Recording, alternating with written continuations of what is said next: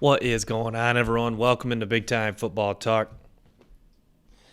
So, I got a big episode here today. First, I want to get into the college football playoff. And the four teams that were announced were Alabama 1, Clemson 2, Ohio State 3, and Notre Dame 4. And I really just don't agree with Notre Dame coming at number 4. And my big point being is, why would you reward a team that just went and got blown out by Clemson? I get what the committee's going from. Notre Dame had, one of the best resumes in college football, 10-1. They beat Clemson the first time. They had a pretty good season. They had a solid win against North Carolina.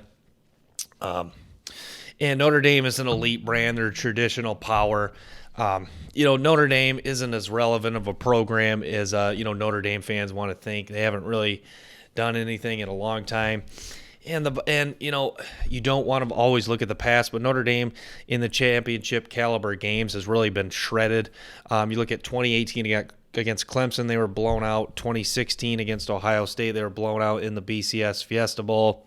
2012 against Alabama in the national championship, they were beat 42-14 against a Crimson Tide team that was still very good, and they were just a lot better than Notre Dame was, especially in the trenches on the offensive line, the defensive line. And that's something that Brian Kelly even said himself. He said that they're a better team than they were then, but they're going to have to prove it on the field.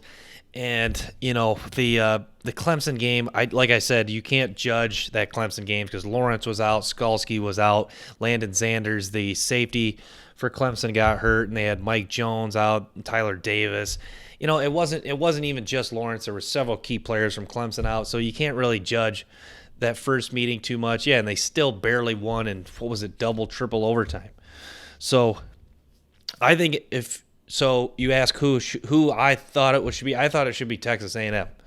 Texas A&M did get beat by Alabama by 28 points, but that was early on in the year, and this was a Texas A&M team that fought and just kept getting better, and they're obviously still well coached. And Texas A&M has somewhat of a brand, not as much as Notre Dame, but I think A&M was a deserving team, and experienced quarterback, good coach, and A&M's got a pretty good fan base too. But if bottom line is it was kind of the four. There's really, like a lot of people would agree, there's two elite teams. That's Bama and Clemson, and Ohio State's kind of, some years they're kind of right there with Bama, Clemson. The fourth spot was just really up for grabs, and Notre Dame, because of resume, and the committee will get that swing, but likely whoever plays Bama is going to get shredded by Alabama, let's be honest, that first round. And it looks to be setting up for a Bama-Clemson game, potentially. I'm so excited about the Clemson-Ohio State game because that was one of the best football games last year, Clemson-Ohio State. Those two teams just went toe-to-toe, and you saw that Ohio State jumped out to a big 16-0 lead earlier, and you saw just Clemson or Trevor Lawrence heroics later on in the game, and the big run that really sparked their comeback win and the late interception to seal it. So I'm glad we get to see that game again because that game so fun to watch. The athletes from Ohio State and the athletes from Clemson go at it. It's just super fun. You get to see Lawrence first fields, like very well could be the 1 and 2 picks in the 2021 NFL draft coming up. So I want to talk a little bit about the Heisman and who I think it should be. There's some good candidates this year. I think Fields, with his bad game against Northwestern, eliminating himself. Trevor Lawrence obviously has a great case. He's had a great case really the last 3 years, honestly, even going back to his freshman year. But in all reality, I think the real Heisman of this season is Najee Harris. Najee Harris has really just been the key to the ignition for the Alabama Crimson Tide football team. This team has just really just rallied behind him. And Mac Jones has had a great year. Alabama has, several tremendous players, but Najee Harris, what he has done, he's just like the go-to guy. Every championship team always has a go-to guy. Jameis Winston, the 2013 team, they rallied behind him. Tim Tebow when he was at Florida. Ohio State, when they had that run, Ezekiel Elliott was kind of the guy that go. Najee Harris seems like every time he is such a clutch player too. He's a great blocker also, which is something under the radar. But he's just like you need a big play, you need a first down, dump it off to him. He's done such a good job in the passing game and in the running game, and it seems like he's just got like 3 or 4 touchdowns every single game, and it's just like the stat, like elite players, they just pile up the stats so effortlessly. It's like, oh, yep, Najee's at 100 yards. It's just like that's like his floor this year is like 100 yards rushing and 2 touchdowns, which is just incredible. And people forget the Heisman, not the best quarterback on the best team. It's the best player in college football. And if you ask who I think the best player in college football is, it's Najee Harris. Najee Harris is a guy that's really waited his turn. My dad and I talked about Najee Harris came into Alabama, chose Bama over schools like, Michigan, where he, could have played right away. Maybe he could have been lost in a committee. Who knows? Harbaugh and the coaching staff, they don't know how to evaluate talent at all. So he could have, who knows? He could have likely not really played him early. But point being is he could have started. He'd start at most teams in the country and he'd play right away most other places in America. Came to Alabama and didn't really play a lot against a freshman as a freshman, but in that 2017 national title game, you saw that Bama needed a spark down against Georgia, and they brought Najee Harris in, and you saw the talent, you saw a little glimpse of the future of what could be. And if you remember right, Alabama hasn't won a title since 2017, which, for most teams, that's not too long. But for Alabama, that's, kind of a long time as far as their standards are concerned. But Najee Harris now, in this 2017 freshman class, they haven't won a national title since they were freshmen. And this team is just, in the preseason, this team is just, I watched a lot of their practice. This team, I can just get a sense when there's a national title run feel. This team just looks like a hungry team. So Najee Harris, the lifeblood of this team. Bottom line, he's put up stats. He's contributed and helped them in so many ways. He's led them to a SEC championship run, played well in the SEC championship game. He's got all the criteria that you would want in a Heisman winner. So Najee Harris would be my vote. Obviously, I don't get a vote in that.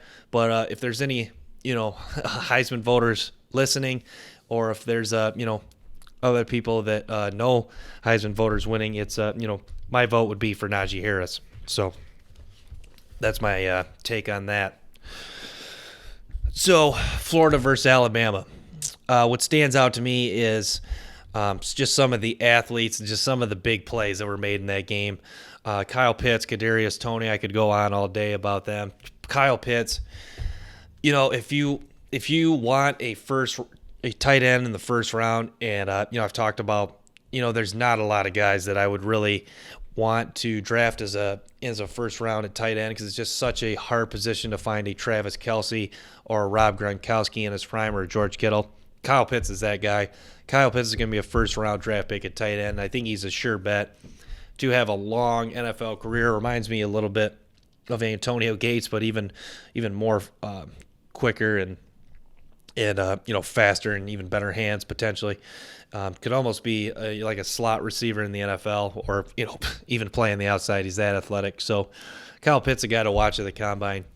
But yeah, the Florida offense. I talked a little bit about in the preseason. This offense was just flat out just so explosive and so fun to watch all year. And I think this was almost like the playoff game that we're not going to get between Florida and Alabama. Just great offense. Great coaching, great quarterback play, everything you want in a championship caliber game, and you got that in the Florida Bama game, and it was just so fun to watch. I didn't really get to watch it live because I was at work. I came home and watched the replay of it, and this was super fun. And Florida always has just great athletes, and Dan Mullen, just a great offensive coach. If you remember right, Dan Mullen was the offensive coordinator for Florida back in 2008 when Florida won the national championship. And, their defense, a little shaky this year, but bottom line, Dan Mullen's such a great offensive mind. And you got to give credit to Dan Mullen in the Florida offense for having a great year. And they just made such just great plays against Alabama. Grimes had that great contested catch over Surtain. Kyle Pitts had a couple great catches. Kadarius Toney with an explosive play where he burnt Job on the goal route.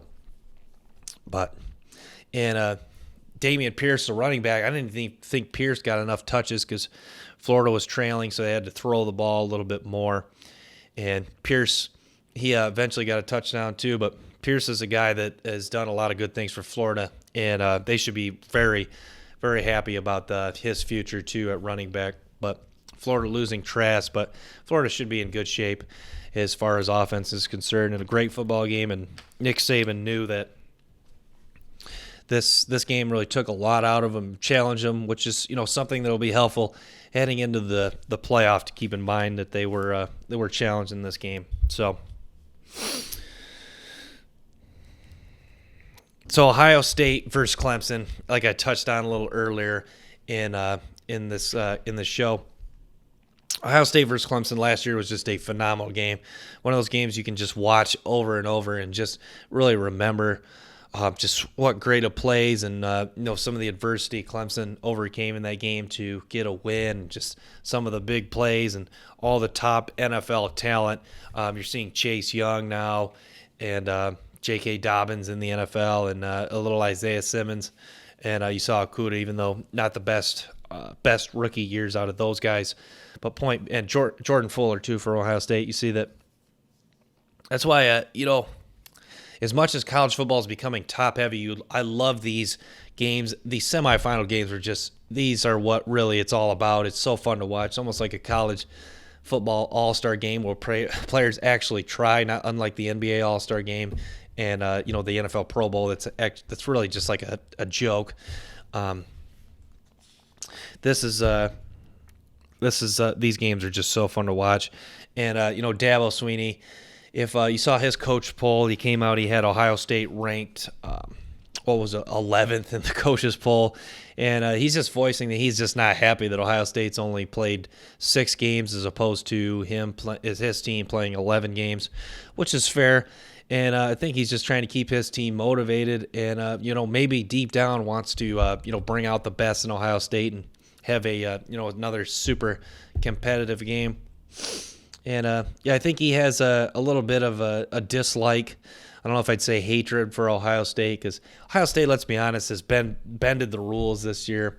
The Big Ten bended the rules for them to get in the championship game, and now that their players are going to be healthy for that game after they made the rule now you only have to sit out 17 days once you tested positive for COVID instead of 21.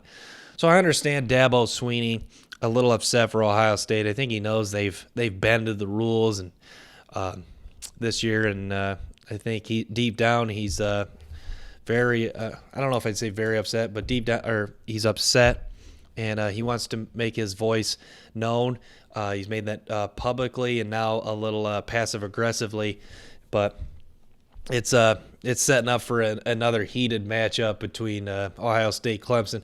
You've seen this matchup a few times in the semifinal, and just a very fun football game to watch. And I can't wait. Hopefully Justin Fields has a better game as far as his draft stock goes. And every time you get a chance to watch Lawrence versus Fields, it's always going to be a fun one. Likely, like I said, first and second overall pick in the draft, potentially. So